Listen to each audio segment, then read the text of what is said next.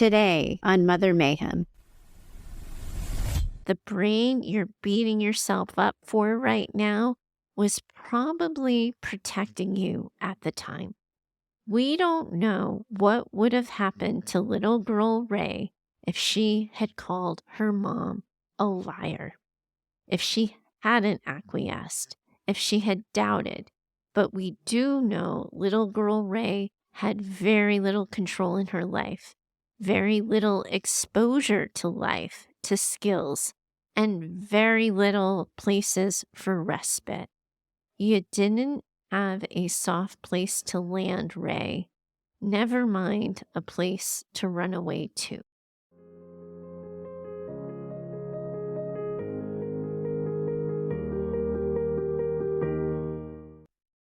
Hi, ladies. Welcome back to Mother Mayhem, the Narcissistic Abuse Recovery Podcast for daughters. I'm your host, Heather Gray, and today you get the privilege of meeting Ray, a name I created from a shortened version of Rapunzel. In preparing for this episode, Ray and I have been talking, and she shared that she recently related to the story of Rapunzel and how the story was told in the Disney movie Tangled. Now, Ray's story, you guys, well, it really hits. It's one that we should all just breathe through. It's going to tug at your heartstrings and will likely remind you very much of yourselves.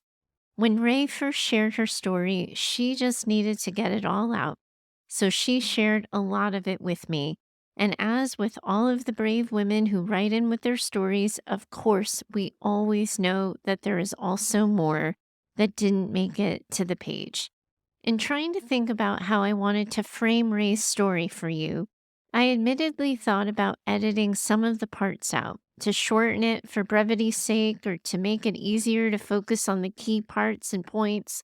However, before I'm a podcast host, I'm a clinician. And as a clinician, here, I think the whole story matters and it's connected to some important parts that I want to share on the other side of Ray's letter. So here's Ray's story. It is a tough one, and today might not be your day for tough, and that's okay. I want you prioritizing and taking care of yourselves first. If it becomes too much, take a breath and pause. You can always come back or not. We're helping Ray by telling her story and giving her space for it. Helping you might be giving you permission to sit this one out. And Ray, as you hear me say that, here's what I want you to hear, and here is what I want you to know. Your story is not too much. It is not too hard, and it isn't a burden. It's just a story that will hit close to the bone for a lot of the women listening. I think they're going to see themselves in it, and that might be just a little bit too hard for them. Additionally, we know you all are an empathic bunch, and this is a story that pulls on the empathy with anyone who has a heart that they're willing to connect with. Your story is going to create feelings, care, and concern, and it should, because you are deserving of feelings of care and of concern. This is how we take care of our collective community, by creating the space and also making it okay not to stay in it. Here's Ray. Ray, for the record, lives in the deep American South.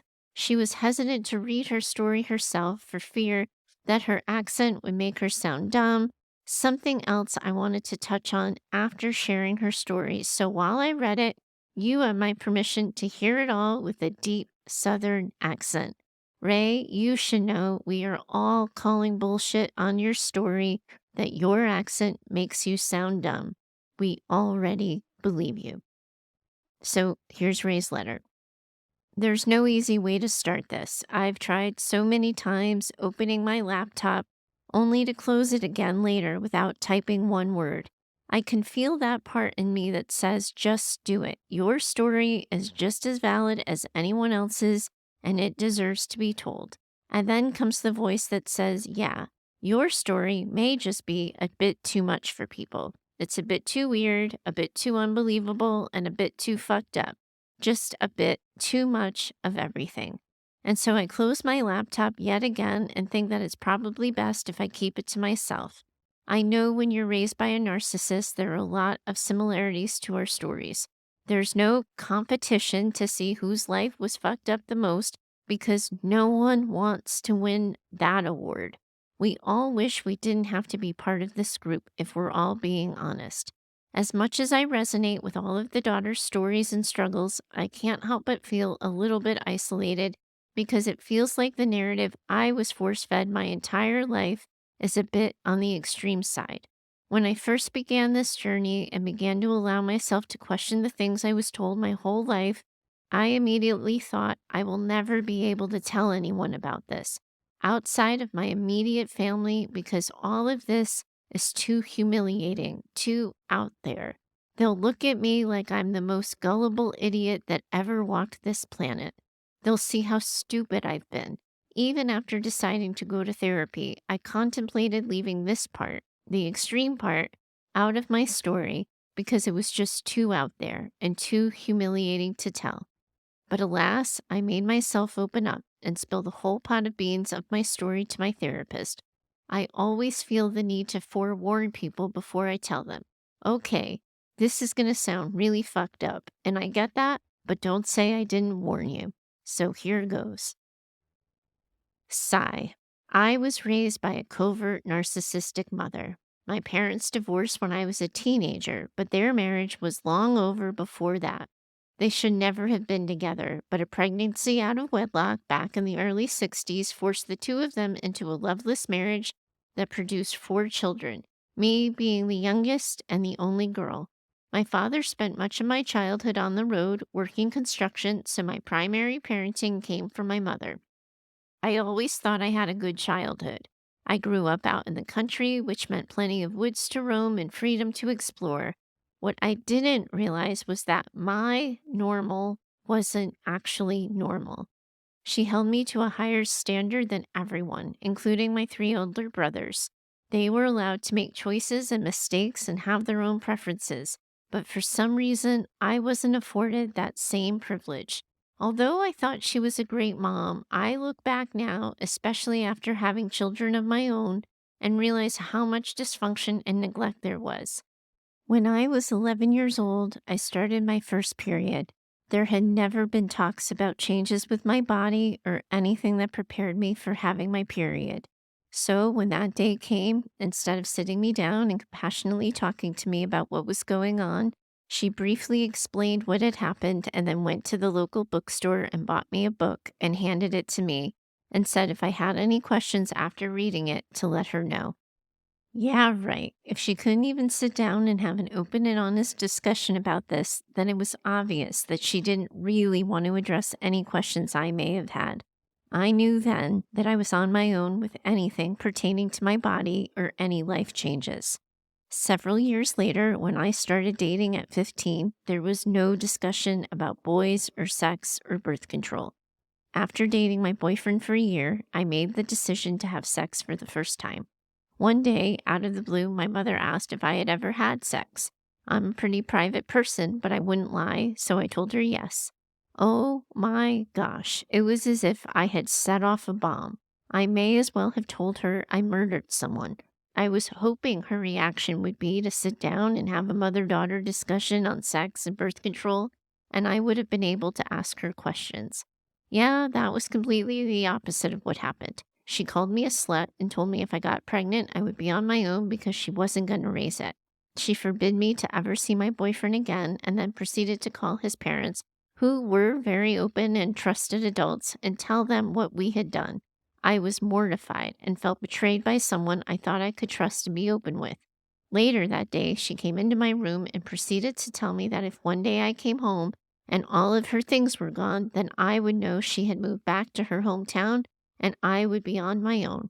That day reinforced something that has followed me my whole life. That firstly, I have to be perfect, and any deviation from that could have dire consequences. And I could never be honest with her or trust her ever again. She betrayed me in so many ways that day, so I knew she wasn't a safe person. Just as a side note, she did end up letting me continue to see my boyfriend, but only in small time increments and only if other adults were around. He was the best thing that could have ever happened to my life. I married him when I was 22. Fuck yes, you did, Ray. Fuck yes, you did. And 23 years later, we are still together. My goodness, Ray, my goodness.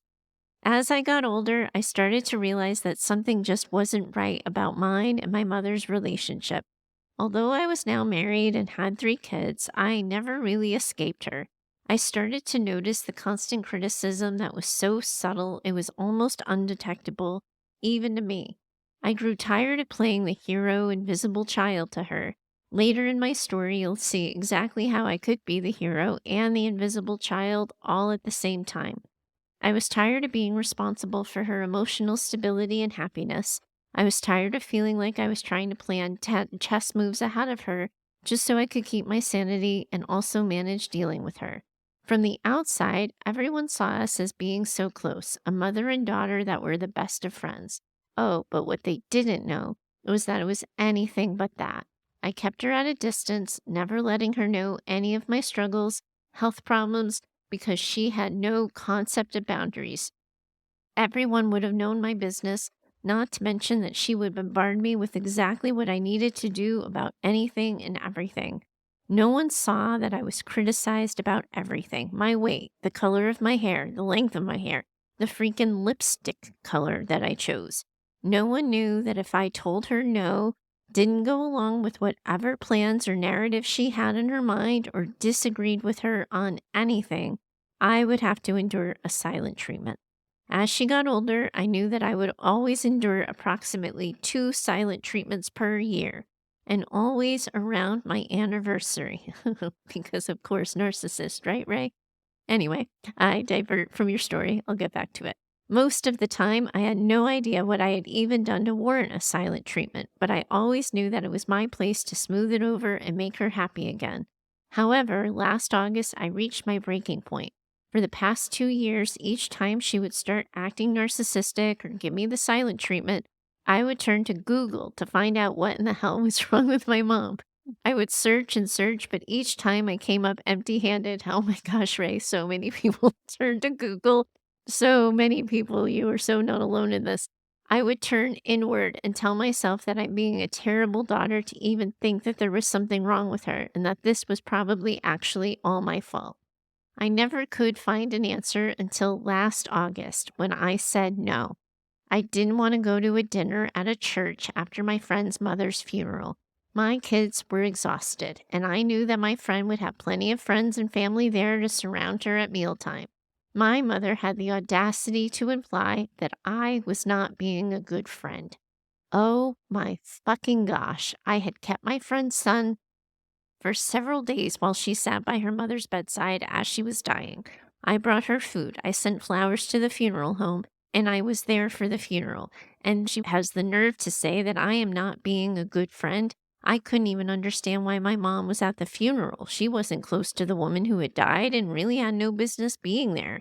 She made sure not to sit with me and my family at the funeral, which is her way of saying she wasn't happy with me. I knew then that I would be getting yet another silent treatment, and guess what? Just in time for my anniversary. The anniversary of when you abandoned her, right, Ray? Insert eye roll, as Ray liked to say. This time, though, I was done. I couldn't take it anymore. I was determined to find out why this kept happening, if it was the last thing I ever did. Lo and behold, I came across a video about covert narcissism, a term I had never heard. I almost fell out of my chair when I watched the video because it was as if they knew my mother firsthand. How had I missed this after all these years? My mother was always the victim of everything and everyone. If they looked at her wrong, didn't acknowledge something she said, anything she could use as a supposed ill gesture toward her. She was always smarter than everyone and better than them at everything, although she would try to act meek. But if they didn't agree with her or do as she suggested, well, then that means they're just being stubborn or rebellious. It was her way or no way, but in a very subtle way. A small example of this would be if we went to a restaurant. She would ask where I would like to sit.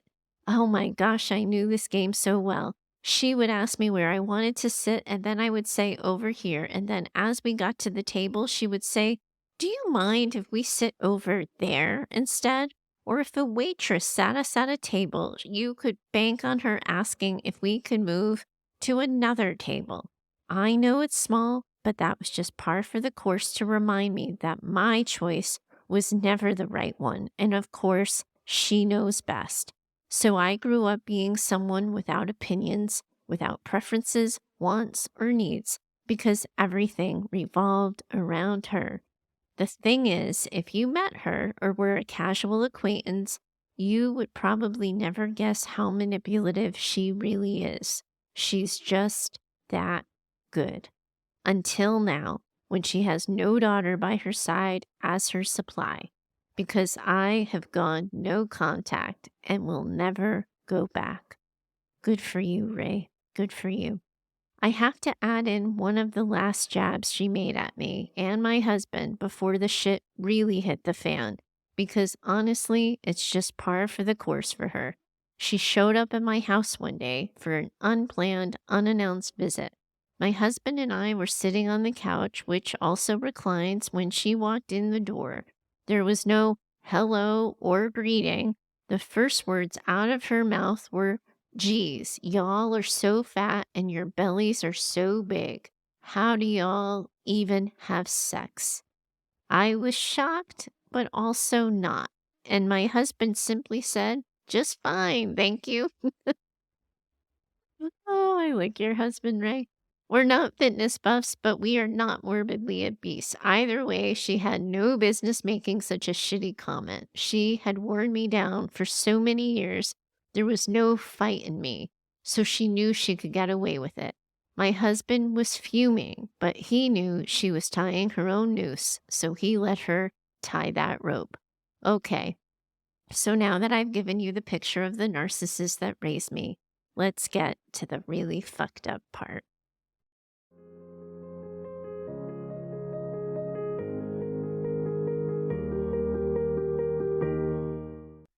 For all of my life, I've been told stories about myself, about things I've done and said. Here's the thing. I have no memory of these events, nor do I have any memory of telling my mother about these things. Not even once. So, according to my mother, when I was 3 years old, I told her about how angels came and took me to heaven at night. She said that this was a regular occurrence until around the age of 7. She would describe people that I saw in heaven, relatives who had passed away, and what things looked like. She said that I would see angels walking around in everyday life and they would talk to me. She said that she had to be careful who she could tell about me and my experiences, because people would want to take advantage of me and use me for healing powers. She said that I was prophesied over and that I might be a mighty warrior for God in the end of times. I was told that this was the reason I was born, the only reason I was born, to help save people and complete the task that was assigned to me. This was reiterated over and over throughout my entire life. I was discouraged from pursuing any interests or goals in life. I was a total nerd in school who craved learning, but I knew college was not an option I could hope for because it would serve no purpose in my future. I was also reminded not to get attached to people or places because I had to be ready to let those things go and be ready to do the work I was called to do whenever the time came. I now see that this type of manipulation kept me close to her, as she was the only one who really knew me and would always be there for me. When I say that I was discouraged from pursuing interests like growing a vegetable garden, canning, or making jelly, she would always do this in one of two ways. She would either criticize me so that I would eventually give it up, like growing a garden, even though I have a natural knack for growing vegetables, or she would try to convince me to give it up because it would serve no purpose in my future and therefore was pointless. I honestly think that she hated that I could do anything better than her, and that was her way to make me stop. I hated when she would tell people about me as a child, which was only who she deemed was safe enough to tell, which was usually a pastor or a church member. They would always look at me in a different way, as if I had special powers or knew things beyond my capability. I didn't want to be treated differently. I just wanted to be a kid like everyone else. I wanted to have my own interests and make mistakes and just be a kid. This set me up for a lifetime of torment of trying to live up to everyone's standards and never make a mistake. This also meant I could have no wants or needs, it's as if she created an alternate Ray, the one she told me I was, who she thought I should be. All the while, the real me remained like a silent child in the room that no one ever acknowledged or nurtured. I knew from an early age that my mother's needs, emotional stability, and happiness were my responsibility. I couldn't have problems, emotions, needs, or wants. There are some events in my childhood that any normal child would have went to a parent and made their problems and needs known. And I never could understand why I never said a word to anyone and instead suffered in silence. As I became older, the hold she had on me didn't waver. After marrying my high school sweetheart, to whom I'm still married going on 23 years, it was several years before I decided I was ready to have children. But first, I had to get the okay from her. I kept this part from my husband, the part about needing her approval, until after I went no contact. The really sad part is I knew if she told me it wasn't a good idea, I never would have gotten pregnant. After all, she knew best. Insert another eye roll. Over the past several years, I found myself questioning all of the things I had been told about who I was, what I had experienced, but I kept those questions to myself. At one point, my mother and I talked about why I couldn't remember any of those experiences. Her explanation to me was that God must have been keeping them locked away in my memory until He was ready for me to remember it all. Okay, I know that sounds a bit far-fetched, but who was I to question her? After all, she is my mother. Why would she lie to me? But still, in my mind, I was starting to question this more and more. This was a hard thing for me to contemplate, because if all of this was a lie, then that would mean that my own mother, who I love and have always trusted, did this to me on purpose. It means she stole my identity, created something that I was not, and lied to me my entire life. Why would my mother do that? Why would someone do that just to keep me with her? Most of the time, that was too much for my brain to handle, so I just would push the thoughts away. But in the past few years, I had begun to distance myself from my mother, although she probably didn't realize I was doing it on purpose. I just wanted to have my own life with my own family and make decisions based on what I wanted and not based on any predestined future. I think when she noticed that I wasn't worried about my future and started living my life for today, her narrative then started to shift.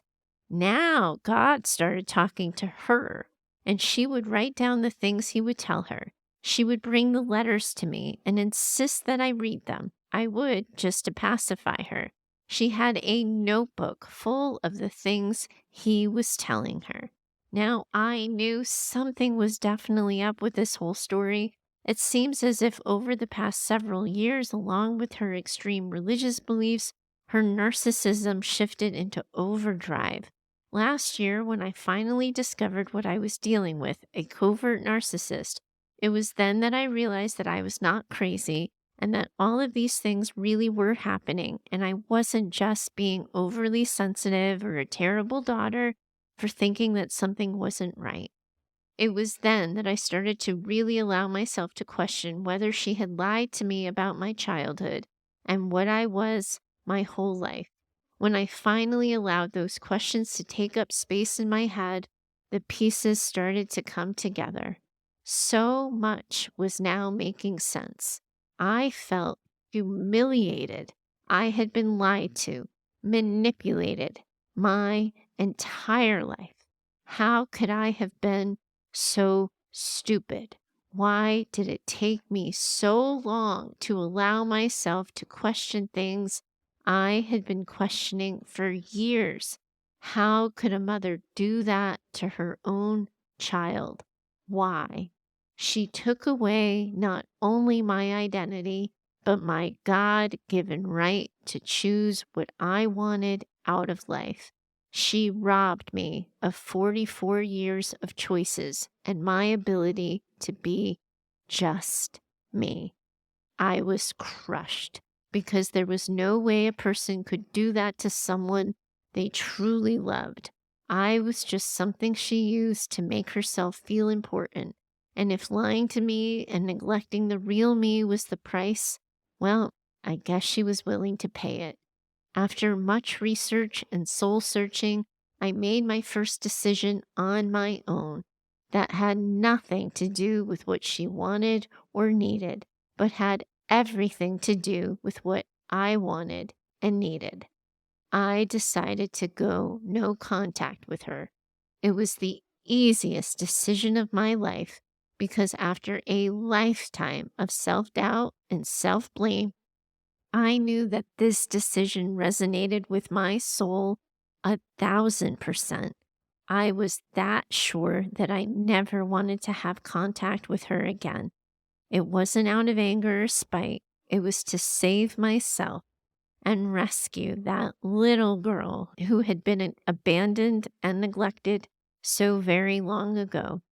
I explained it to my kids who were teens and preteens like this. I am hanging on a ledge and she is holding my hand. And if I don't let her go, we'll both go over that cliff.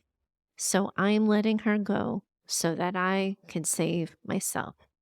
After going no contact with her, I still have a relationship with 2 of my 3 brothers. One of my brothers I will likely never have contact with because he's enmeshed with my mother and has narcissistic tendencies as well. The 2 that I have contact with completely understand why I've made this decision, and although they still have contact with her, they have made it known to her that they support me and will never turn their back on me. They acknowledge that they didn't suffer her wrath to the extreme that I did. It was as if she had me as her supply, so she allowed them to have their own lives apart from her. They now know the truth that I have no memories of the stories she told me, and that I don't even have a single memory of telling her about these experiences.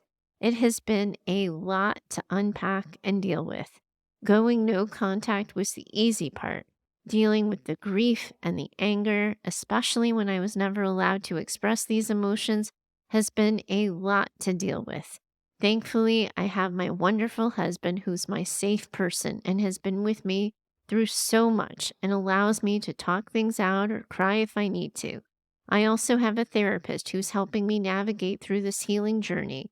I'm learning to reclaim my life, find out what my preferences are, get to know me, and learn to connect with my body again.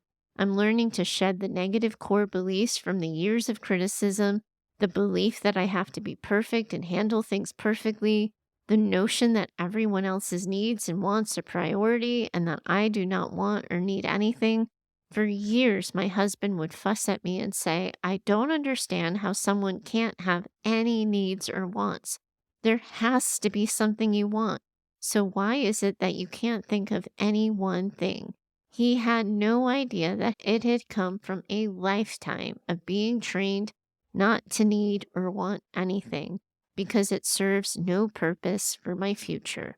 Thankfully, I'm not sure how I've been able to give my children the exact opposite of what I experienced. I talk with them and let them know that their feelings are valid and okay to feel. I let them know that all I want for them is to be happy in life, and I want them to pursue whatever it is they are passionate about. I assure them that they don't have to make decisions based on whether it will make me happy or not, that they are not responsible for making me happy or making sure that I'm okay. I assure them that I am a big girl and I can handle anything that they need to come to me with, and I will always be there to help guide them as best as I can. I'm trying to give them what I wish the hell I would have had. And it sounds, Ray, like you're doing a hell of a job. The funny thing is, it's as if the little girl inside of me is hearing me say to them what she always needed to hear. There's healing in giving my kids what I always needed and wanted. I wanted to add one more thing. Although I was raised in a Christian church, I am not a religious person. I do believe in God, but I do not attend church or affiliate myself with a particular religion, as I'm sure you can see why. I do not blame God for what has happened, but religion has been used to manipulate me my entire life, so I stay away from it. My therapist recognizes that this has been like escaping a cult, that this was a cult of two, my mom and I. Although I did not choose it, but I was born into it. There are very few people who know my whole story, as I'm sure you can see why. It just seems so extreme that I'm not sure most people could really handle the idea that someone could be so manipulative.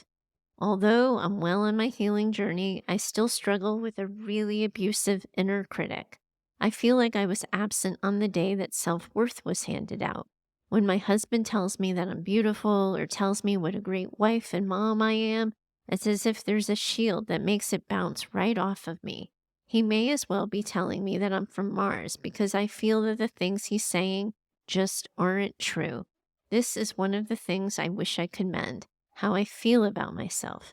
I know it isn't healthy or even true, but it feels really true, and I don't know how to convince myself otherwise.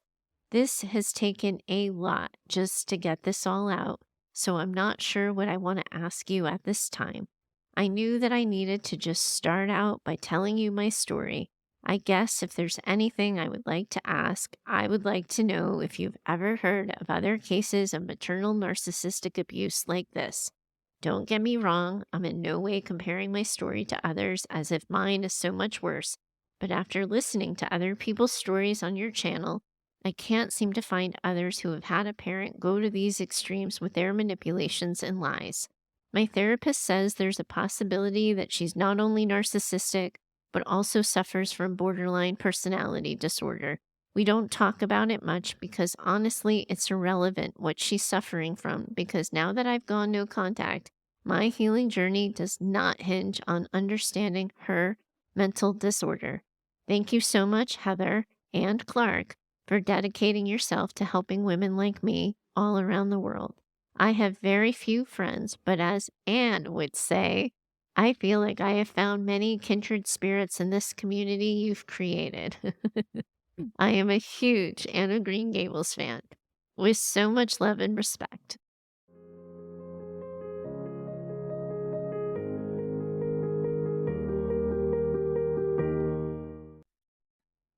Okay, Ray. Whew. Okay, everybody. That was just a big thing you did, Ray, sharing your story like that. And I imagine it is a really big thing to hear the whole thing reflected back to you. I imagine it feels like a whole lot of things in your body right now. And I imagine that is also true for a lot of you listening. Stories like Ray's can create a lot of energy in us. So if you are driving and are free to do so, whew, just shake it out. Seriously, stand up and shake it out. Your arms, your legs, your head. Release that energy. I'm doing it myself now as I talk. Clark's going to love that as she's trying to edit this. You might even need to stretch.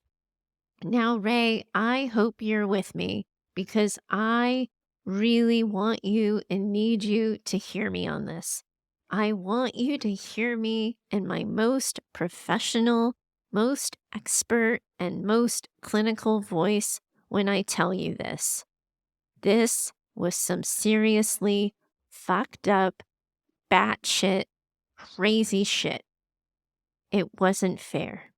It was abuse. It was not your fault. And you did not deserve it.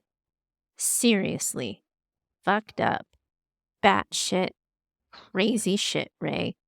I want you to hear me on this. Not your fault. You're not stupid. This was pure crazy, and you got caught in its web. So, of course, you didn't know real from lies. In order to know real from lies, you need to be taught that.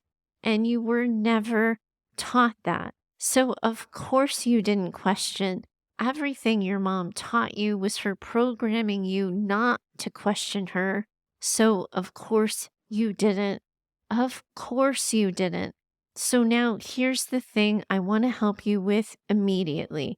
Now, sitting more in wise mind than you ever have, and with knowledge that you've acquired in recent years, you feel dumb and you feel shame for ever having believed her lies, her stories, and her fabrications. And I get why you might have that story. But your lens in this case is all busted up and we need to correct you.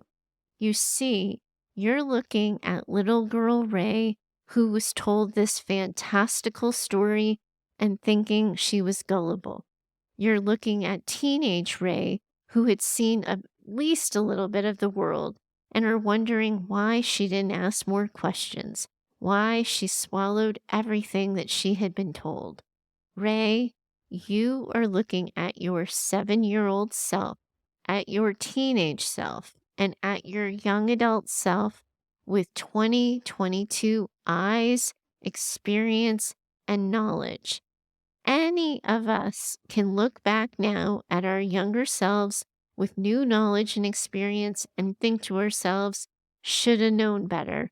But you didn't know any differently because you didn't have that knowledge.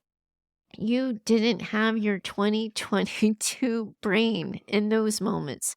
You had the experience you had already come to, and you had the knowledge you had already come to, and that was it. Of course, you are all wrapped up, all in the coulda, shoulda, wouldas right now. That seems so obvious to you, but you have to know that the brain you're beating yourself up for right now was probably protecting you at the time. We don't know what would have happened to little girl Ray if she had called her mom a liar, if she hadn't acquiesced, if she had doubted.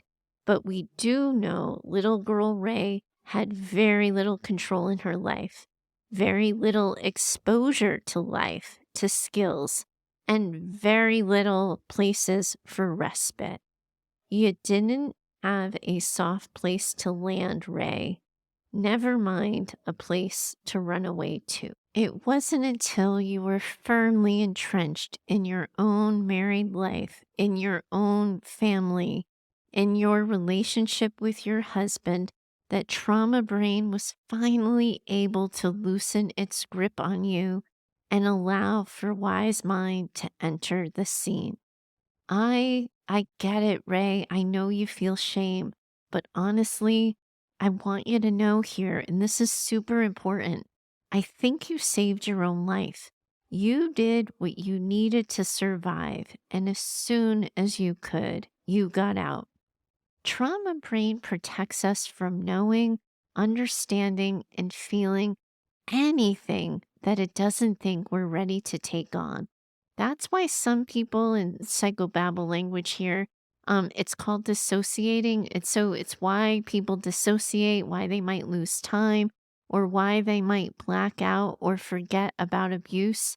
Your brain protected you until you were ready to take all of this on. So we thank it for protecting you and for keeping you as safe as possible, even though we know you never actually felt particularly safe. I think you're really right not to go down the rabbit hole of whether or not your mom was a narcissist. I agree with your therapist that she likely has a number of mental health diagnoses attached to her, and none of that is going to make anything that happened to you okay, understandable, or in any way less bad because it was awful. You asked me if I had heard of other such stories, and I imagine in that question you want to feel less alone. But I also hear wise mind trying to categorize this, trying to find a place to put it or a way to understand it. So, yes, I have worked with other women where God was weaponized and used as a tool for manipulation. And I have worked with girls in teenage residential programs where this happened to them as well. Yes, this is a thing. And while some might call it religious abuse, I am more comfortable calling it child abuse. Pure ass child abuse. I know how lonely this feels and how you feel like you're the only one and you're not. This is an awful, awful thing that happens. And I really, really hate that it happened to you. Now, I want to return you a little bit to the beginning of the episode where I acknowledged the length of your story and my thinking about keeping it here in its entirety. I want you to know, and I want the other listeners here listening to our conversation to know that to the best of my ability, I try to make what I keep for the show and what I take out of the show a clinical decision. I try to use my clinical hat as I often consider these episodes to be what the psychobabble world would call an intervention. So, for the time a listener connects with me for an episode, I consider myself to be a part of their clinical team for whatever it's worth, not to step on the toes of your therapist who is doing profound, life changing, great work with you, but just to briefly add myself in or tag myself in as a partner on the team. I say this for you, Ray, but also for the women listening who may have felt or might feel in the future slighted if their stories are edited differently on the show.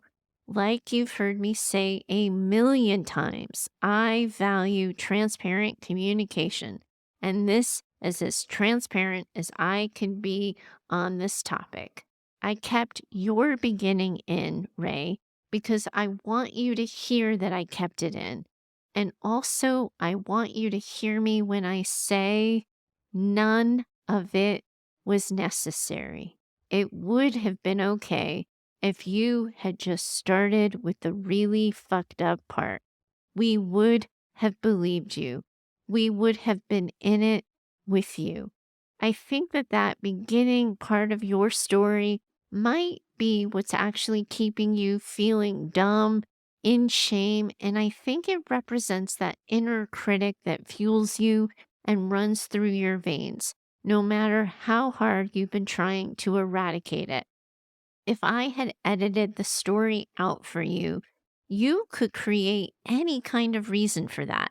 It was boring. It was too long. Nobody would care. No matter what I said, you in your present mind with that loud as fuck inner critic would have created an alternate story.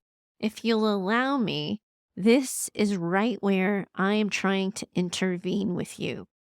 You and I need to kick inner critic's ass right now. And unfortunately, your inner critic has decades of a head start before me. I am just now on the scene. But here's the thing, Ray, and I know you already know this, but every part of your story was abuse. It's because of the first part that the really fucked up part happened. All of it, Ray, was fucked up. All of it was abuse. None of it was your fault. You shouldn't have seen it coming, and you didn't deserve it. You didn't do anything wrong. You could not have prevented this. However, you feel so much shame that it's blocking your view. You and I have been in contact and connected for a couple of months now, even before we started on this episode. And I want you to know that I am privileged to know from you that I have earned your trust. And now that I've heard how hard life has been for you, I want you to know how meaningful I find your trust. But now, kiddo, now is where you need to trust you. You need to trust your lens so that when you call bullshit on your inner critic, you believe you. So, together with a more significant part of your story out, and again, we know there's more. We can see that your mom targeted you. Maybe you got targeted because you were a daughter. If I had to guess, that would be why. Your mom wanted to build you into her best friend. This is common with daughters and emotionally limited or narcissistic mothers. Your wise mind, it's already on the scene, Ray. We want to say hi, we want to welcome it, and we want to offer it a seat. Wise mind already knows that you have been wanting to spread your wings all along and that your mom simply clipped them. Wise mind knows that your mom lied and stole your identity. Wise mind knows that your mom used covert and overt methods to get you to look at things a certain way. Wise mind knows all of this. You know all of this, Ray. I'm not making it up. I'm reflecting back what you shared. And again, that is why I chose to keep every single word of your story in. You already know this. You were already coming to believe it, but you are scared as fuck to trust it because you don't trust yourself to trust the right things. Your mom told you who you were, and it was all a lie. I could tell you who you were and how I saw you, but you could tell me that, of course, I think that because I'm a therapist and therapists are supposed to X, Y, or Z. You can argue back to anything and everything I say. That's why we're in this pickle with your inner critic. So here goes. I need you to look at your behavior, sister. Look at your behavior.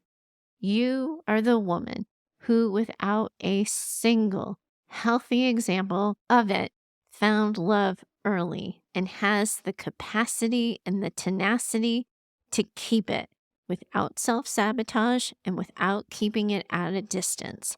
After a childhood where your emotions were ignored, erased, manipulated, you learned to create a safe place to land for every emotional experience your children have had.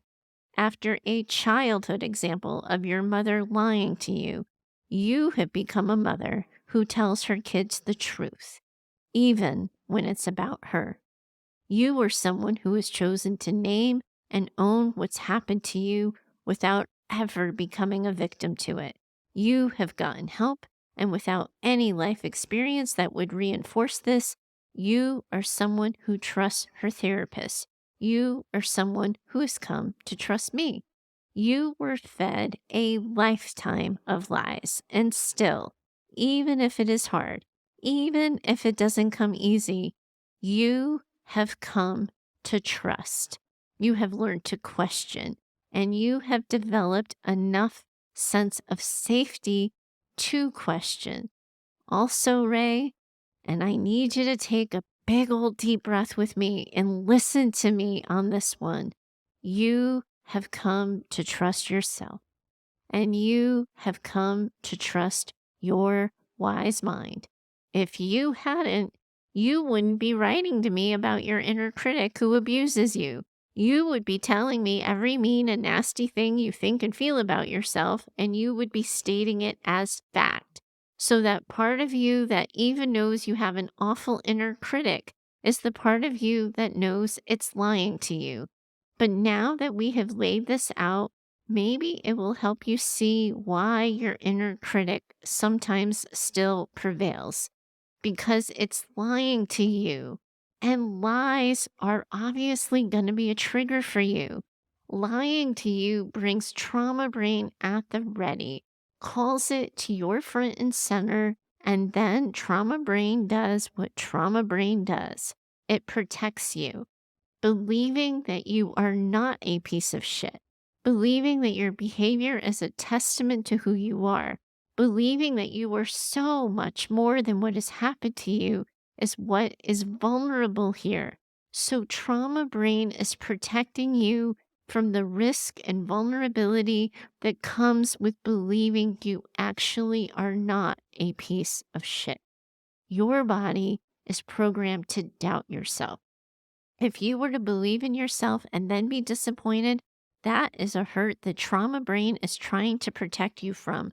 So we have to do what we've done in so many episodes before and say, thanks, trauma brain. You did one hell of a job. You had my back, but now I want you to know that I think I'm okay. I think it's okay. I want to know a little bit of what it's like to have self-respect. I know I'm going to fuck it up. I know I'm going to make a mistake, and I want you to know that I accept that.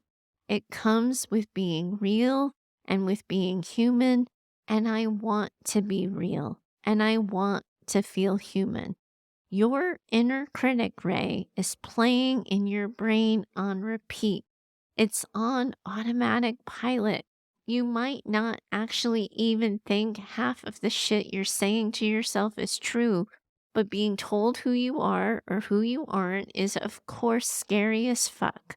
So look at your behavior. Look at the results of your behavior. Look at how it feels in your body to go no contact.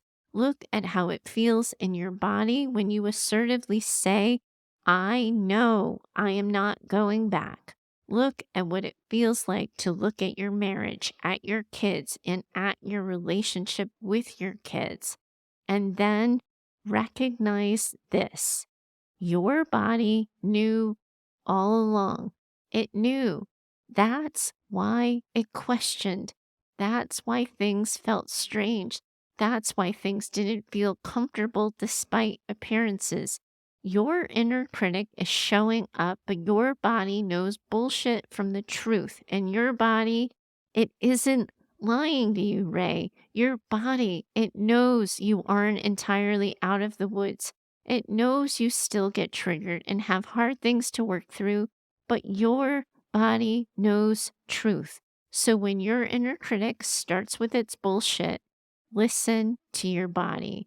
You are also looking at things from a lens of lacking. I don't know what I want. I can't name a need. I don't really know myself. Of course, Ray. Of course you don't. It's only been a few years. In some ways, it's like you're a toddler. Remember when your kids were toddlers and they were questioning everything? They're so certain of some things, and then they're like refusing to try other things. The part of you that doesn't know yourself, doesn't know what she likes, is also the part of you that's scared to find out, because in your experience, as soon as you like something, it gets taken away. As soon as you get attached to an idea, it gets questioned and it gets spun. So you've got to grab your younger self by the hand. Let her know that you've got her and give her permission to be curious, to ask questions, to think she likes one thing and have it be okay if she hates it the very next day. Let her come to know herself at her pace, but be open to finding out more about her by looking at your behavior. Where do you prioritize your time? Where do you feel the most good in your body? When do things feel the most true? I don't think it's true, Ray, that you don't know who you are. I think you do. You're just afraid to trust her. You're afraid to like her, and you're afraid to get attached to her because your trauma has you wired to believe that anything good goes away. But that isn't true. Look at the evidence that says that isn't true. Look at your life. Look at your husband. Look at your marriage, your kids. Wise mind knows this. Intellectually, you are already on this. Your heart just hasn't caught up yet. And this is why. So get curious, ask questions, be willing to find out, be willing to be wrong. You mentioned looking for self worth, and you have it, Ray. It's in your decision to write this letter, to share this story, to get married, to be a good mom. It is reflected in all of it. It just doesn't feel like it should yet. And that, honestly, Ray, it's okay. Going forward, anytime your inner critic pops in with bullshit, name it, call it bullshit, and tell yourself, I choose to believe XYZ instead, and fill in XYZ with anything that would be true for your husband, your kids, me, or any other woman in this community. We all believe you, Ray. That was some batshit crazy stuff you survived. We believe you. It wasn't your fault and you didn't deserve it. You, my friend, are a member of a community of women around the world who are in this with you. And of course, most definitely, Ray, I am in it with you too. Bye for now. I do hope you enjoyed today's conversation. If you have a question you'd like me to consider for the show, please do email me over at heather@daughtersnpd.com. You are always welcome to share your story or questions by recording yourself using the voice app on your phone. For best recording quality, please do record directly into your phone without using headphones or Bluetooth speakers. We're building an incredible community as well over on Instagram, and I'd love to see you over there too. You can find us at Daughters NPD. Lastly, if you love what you've been hearing here on Mayhem and have found the show helpful in your own trauma recovery, please do consider becoming a Mother Mayhem sponsor by purchasing simple scripts for saying hard things. It's a resource I created that provides the right words for the hard conversations, and it covers life, love, and work. You'll find a link for that in the show notes. If you know another woman who needs this conversation in her life, please do share the show with her. Your reviews and social shares help spread the word, and I hope you'll consider doing so. Special thanks to Heather Clark for editing the show. She's in my head and knows what I meant to say when the words come out backwards. Thanks so much for your time today. As always, I'm in it with you. Bye for now.